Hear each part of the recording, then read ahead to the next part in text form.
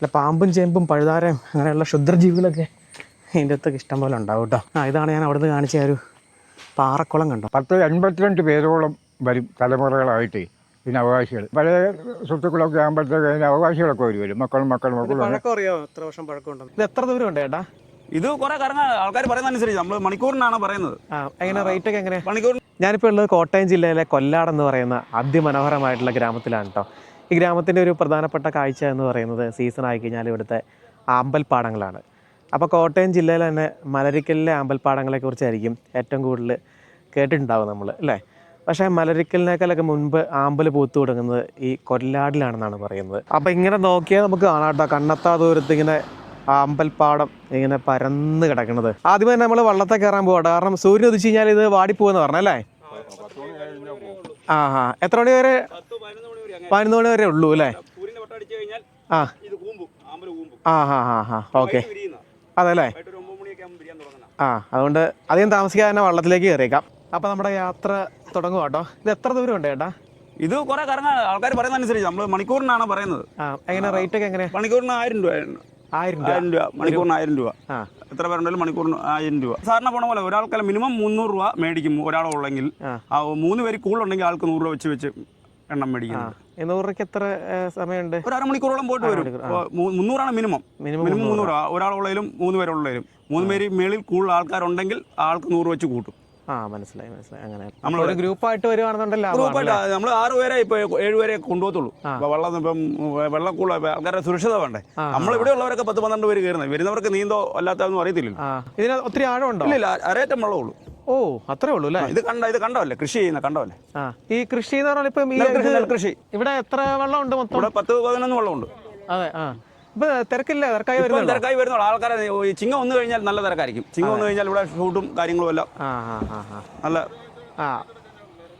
നിറച്ചും പൂവാ ഇപ്പൊ ആയി വരുന്നുള്ളൂ. പൂവൊക്കെ കൂടുതൽ വിരിഞ്ഞ് വരുന്നേ ഉള്ളൂ. അപ്പൊ നിങ്ങൾ വരുമ്പോ ഇവിടെ മാക്സിമം രാവിലെ വരും കേട്ടോ. രാവിലെ 6 മണിയാകുമ്പോൾ വരുവാണെങ്കിൽ അത് തന്നെ 6 മണി മുതൽ ഇവിടെ വള്ളത്തിൽ കൊണ്ടുപോകും. ആളുണ്ട് 6 മണി തൊട്ട് ആളുണ്ട് ഇവിടെ. മലരിക്കലിനേക്കാളും മുമ്പ് ഇവിടെ തുടങ്ങണം. മലരിക്കൽ ഇവിടെ ഇവിടെ ആദ്യം തുടങ്ങി. അത് കഴിഞ്ഞാൽ മലരിക്കൽ അന്ന് ഇവിടെ കളക്ടർ വന്ന് ഉദ്ഘാടനം ചെയ്തു. അത് കഴിഞ്ഞാണ് മലരിക്കൽ. ഇത് പഞ്ചായത്തിലായി സ്ഥലം? ഇതിപ്പം പുതുപ്പള്ളി പഞ്ചായത്താണ്. അപ്പുറം അമ്പാട്ടോടോ എന്നറിയപ്പെടുന്നത്. ഇതിന്റെ കിഴങ്ങല്ലേ? ഇതിന്റെ അടിയിൽ എത്ര നീളത്തിലാണ് നിൽക്കുന്നത്. ഇതിന്റെ അടിയിൽ നിന്ന് പറിച്ചെടുക്കുന്നത്. ഇതിന്റെ അടിയിലാണ് കിഴങ്ങ്. ഇത് നമ്മൾ വാഴവിത്ത് പോലെ അതിന്റെ നാര് പോലെയാ. അപ്പൊ ഈ കൃഷി ഇറക്കുമ്പോ നശിച്ചു പോവോ? ഇത് ഇതിന്റെ അടിയിൽ കിടക്കും. ഇതിന്റെ അടിയിൽ വിത്ത് പോലെ ഇത് ട്രാക്ടർ ഓടിച്ചു വരുമ്പോ തന്നെ ഇതിന്റെ അടിയിൽ തന്നെ ചേറിൻ്റെ തന്നെ കിടക്കും. ഇത് വെള്ളം ഇതിന്റെ അടിയിലല്ലേ ചേറിൻ്റെ അകത്ത്. ഇത് അതെ. ഈ ഒരു സമയമാകുമ്പോഴത്തേനും അത് തന്നെ കിളുത്തോളും. ഈ ഒരു വർഷത്തിൽ ഈ ഒരു സമയത്ത് മാത്രമേ കൃഷി കഴിഞ്ഞുള്ളേ ഉള്ളൂ. ഒരു വർഷത്തിലല്ല. ഇത് കൃഷി ഇല്ലാത്ത പാടത്താണെങ്കിൽ എപ്പോഴും കാണും. ഇവിടെ കൃഷി ഉള്ളതുകൊണ്ട് നമ്മൾ ഡിസംബർ കഴിഞ്ഞ് കൊയ്ത്ത് ഡിസംബർ തൊട്ടാണ് തുടങ്ങുന്നത്. ഇവിടെ കൃഷി തുടങ്ങുന്നത് വിതയ്ക്കാൻ വേണ്ടി. ഏപ്രിൽ ആകുമ്പോൾ ഇവിടുത്തെ കൊയ്ത്ത് കഴിയും. മെയിലൊക്കെ ആകുമ്പോൾ വെള്ളപ്പൊക്കത്തിന്റെ കാര്യങ്ങളൊക്കെ വരുമ്പോഴത്തേന് വെള്ളമായി വരുമ്പം ഈ ജൂൺ ജൂലൈ ആകുമ്പോൾ ഇത് കിളുത്ത് വരും. ഇത്രയും ദൂരം വന്നപ്പോഴാട്ടോ അതിന്റെ ഒരു ഭംഗി നമുക്ക് കറക്റ്റ് അറിയാൻ പറ്റും. പൂ നല്ല രീതിയിലാകുമ്പോൾ വെള്ളം അറിയത്തില്ല. പൂ പൊങ്ങി നിൽക്കുമ്പോൾ വെള്ളം താഴെയല്ലേ. നമ്മൾ ആൾക്കാർ പൂവിന്റെ അത് നിൽക്കുന്ന പോലെ ഇരിക്കും. വെള്ളം കാണത്തില്ല. അതേ രീതിയിലുള്ള പൂവാ. ഇതിങ്ങനെ പറിച്ചെടുത്തുന്നവർക്ക് കുഴപ്പമില്ല. കുറച്ച് പറപ്പിക്കും. നമ്മൾ 5 പറപ്പിക്കും ആൾക്കാരെ പിന്നെ ഇത് വരുന്നവർക്ക് തന്നെ കാണാൻ പറ്റില്ലല്ലോ.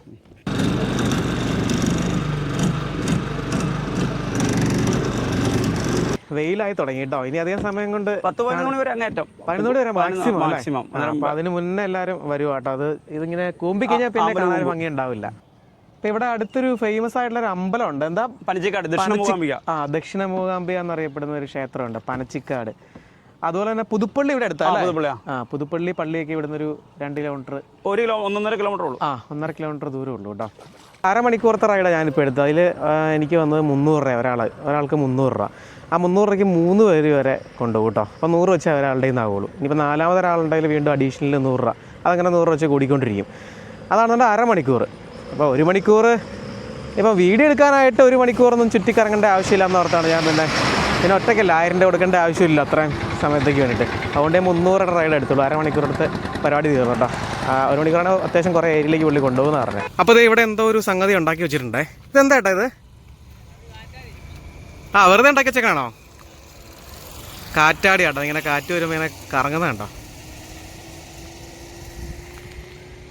കുപ്പി വെച്ചിട്ട് ഉണ്ടാക്കിയേക്കുന്നതാണേ.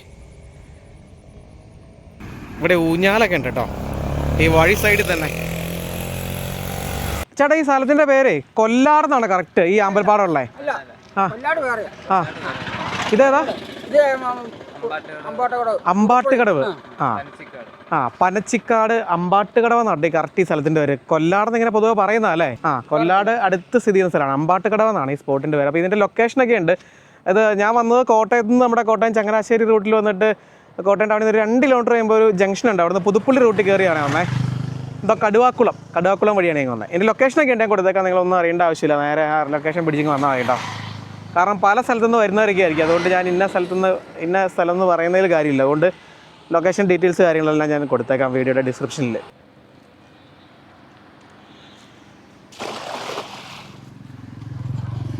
എത്ര ടൈം എടുക്കും ഇതിങ്ങനെ വലിക്കും? ഇപ്പം തന്നെ വലിക്കും? അതല്ലേ, മീനുണ്ടോ എന്ന് നമുക്ക് നോക്കാം. ഈ വല എറിയാൻ പഠിക്കണം അല്ലേ? അതെ.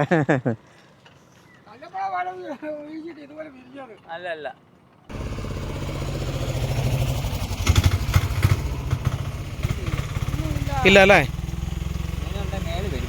ആ സാധാരണ കിട്ടുന്നതാണോ?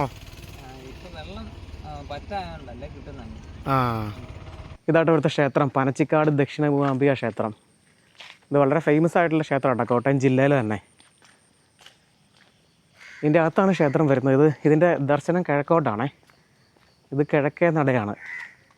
അമ്പലത്തിലേക്ക് കയറാനായിട്ട് മെയിൻ വഴിയൊക്കെ വരുന്നത് ഇതിൽ അല്പദൂരം പോയി കഴിഞ്ഞാൽ അതിൽ ചുറ്റി നമുക്ക് ഇതിൻ്റെ അകത്തേക്ക് കയറാം കേട്ടോ. ഇതിൽ കൂടെ നമുക്ക് അകത്തേക്ക് പ്രവേശിക്കാം. അപ്പോൾ നമ്മൾ ഇപ്പോൾ നിന്ന് ആ ഒരു ആമ്പൽപ്പാടമൊക്കെ അവിടെ ആട്ടോ, ഇവിടെ നിന്ന് കാണാൻ പറ്റുന്നുണ്ട്. അതിൻ്റെ കരയിലാണ് ക്ഷേത്രം സ്ഥിതി ചെയ്യുന്നത്. അതുപോലെ തന്നെ താഴെ നമുക്ക് പഴയൊരു കണ്ടിട്ടൊരു ഇല്ലമാണെന്ന് തോന്നുന്നു. വളരെ പഴക്കമുള്ളൊരു ഇല്ലമാണോ വീടാണോ കണ്ടിട്ട് അങ്ങനെ ഇല്ലമാണെന്ന് തോന്നുന്നു. 4 കെട്ടൊക്കെ പോലെ തോന്നുന്നുണ്ട്. ഒത്തിരി വർഷം പഴക്കമുണ്ട്. അത് കണ്ടു കഴിഞ്ഞാൽ അറിയാം കേട്ടോ, ആ ട്രഡീഷണലായിട്ടുള്ള ഒരു രീതിയിൽ. 4 കെട്ടാണോ എന്താണെന്ന് കറക്റ്റ് അറിയില്ല. എന്തായാലും അതേ തടിയൊക്കെ വെച്ചിട്ടാണ് നിർമ്മിച്ചേക്കുന്നത്. ഇത് താമസമൊന്നും ഇല്ലയെന്ന് തോന്നുന്നു കേട്ടോ കണ്ടിട്ട്. എന്തായാലും ഇത് അടച്ചു പൂട്ടിയിട്ടിട്ട് ഒത്തിരി നാളായെന്ന് തന്നെ ഇത് കാണുമ്പോൾ തന്നെ അറിയാൻ പറ്റും കേട്ടോ. ഇതിൻ്റെ അടുക്കള ഭാഗത്തേക്ക് പ്രവേശിക്കാനുള്ളൊരു വഴിയാണ്. അതുപോലെ തന്നെ ഇവിടെ കിണർ കാണാം.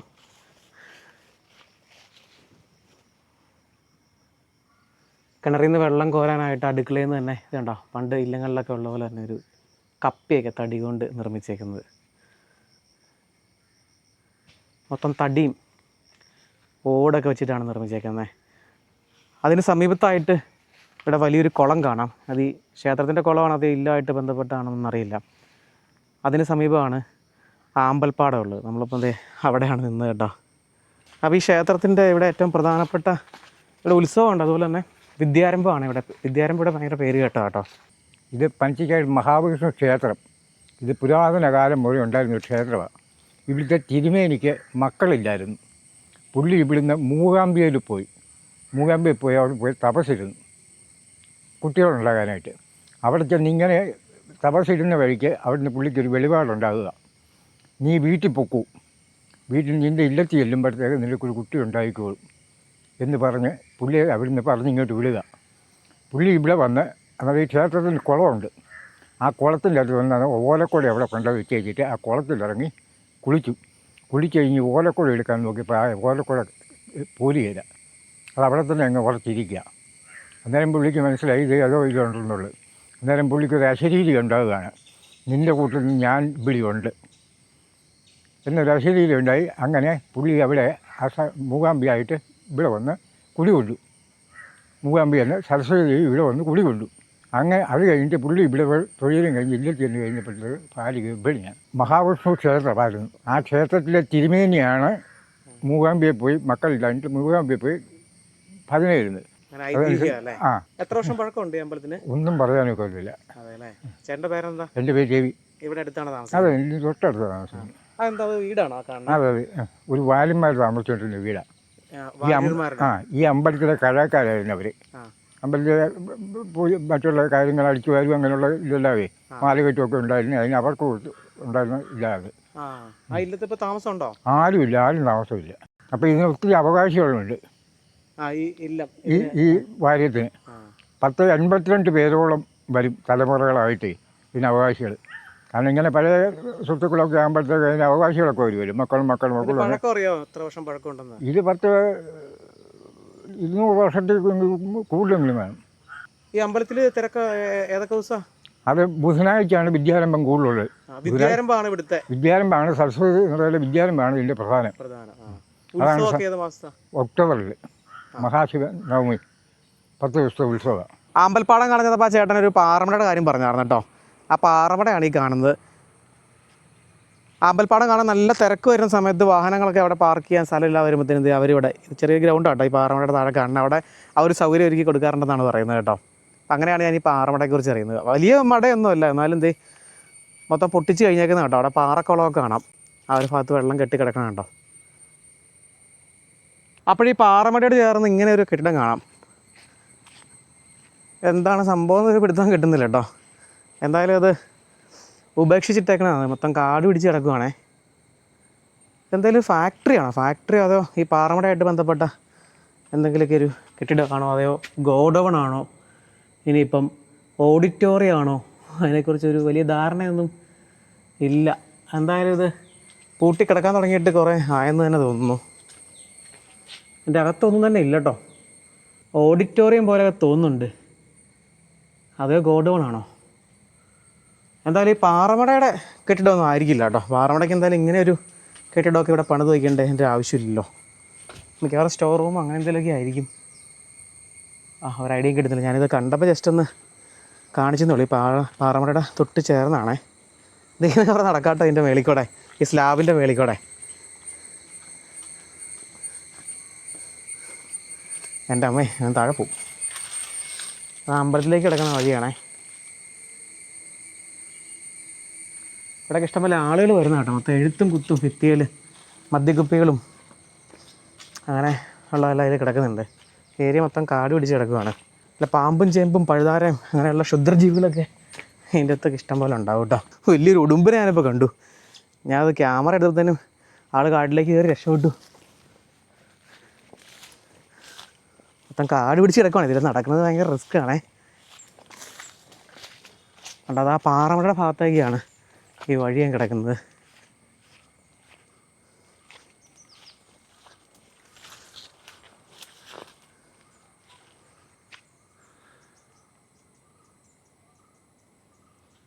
ഇത് മേളിൽ കയറി എന്തെങ്കിലും കാണാൻ പറ്റുമോ നമുക്ക് ജസ്റ്റ് ഒന്ന് നോക്കാം. ഇതൊരു പറമ്പിലേക്ക് കിടക്കുന്ന വഴിയാണേ.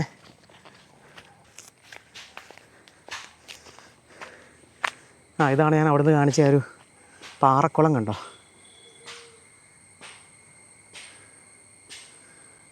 അതിൻ്റെ കരയിലായിട്ട് ഇഷ്ടിക നിർമ്മാണത്തിൻ്റെ ഒരു ചെറിയൊരു യൂണിറ്റൊക്കെ കാണാം. ഇഷ്ടംപോലെ വെള്ളമുണ്ടല്ലോ, വെള്ളത്തിനൊരു പഞ്ഞം കാണില്ല. ഈ പാറമടയിൽ നിന്ന് വെള്ളം എടുക്കുന്നുണ്ട് കേട്ടോ. ഇവിടെയൊക്കെ ഈ ഭാഗത്തൊക്കെ ഒത്തിരി വീടുകളൊക്കെ ഉണ്ട്. അപ്പോൾ വീട്ടാവശ്യമൊക്കെ ആയിട്ട് വെള്ളം പമ്പ് ചെയ്തെടുക്കാനായിട്ട്. അപ്പോൾ ഇത്രയൊക്കെ ഉള്ളൂ ഇവിടുത്തെ കാഴ്ചകൾ എന്ന് പറയുന്നത്. അപ്പോൾ നിങ്ങൾക്ക് പുതുപ്പള്ളി മണർകാട് ഭാഗത്തു നിന്നൊക്കെ വളരെ എളുപ്പത്തിൽ ഇങ്ങോട്ടേക്ക് എത്തിച്ചേരാം കേട്ടോ. അതാണ് ഞാൻ പിന്നെ ഇതിലെ വരണമെന്ന് ഞാൻ പറയാത്തത്. ഇതിൻ്റെ ലൊക്കേഷൻ കാര്യങ്ങളൊക്കെ ഉണ്ടല്ലോ. എന്തായാലും ഇപ്പോൾ കറക്റ്റ് ടൈമാണ്. ഇങ്ങനെ തിരക്കൊക്കെ ആയി വരുന്നേ ഉള്ളൂ കേട്ടോ. അതുപോലെ തന്നെ പൂക്കളൊക്കെ ഇനിയും പൂക്കാനുണ്ടെന്നാണ് പറഞ്ഞത്. അതൊരു സെപ്റ്റംബർ മാസം അവസാനം വരെ ഒക്ടോബർ ആദ്യം വരെയൊക്കെ ഉണ്ടാവുമെന്നാണ് ചേട്ടൻ പറഞ്ഞത് കേട്ടോ. അപ്പോൾ അതൊക്കെ നോക്കിയിട്ട് വരിക. അപ്പോൾ അത്രയൊക്കെ ഉള്ളൂ നമ്മുടെ ഇന്നത്തെ ഒരു വീഡിയോ എന്ന് പറയുന്നത്. അപ്പോൾ എന്തായാലും മറ്റൊരു വീഡിയോ ആയിട്ട് വീണ്ടും കാണാം.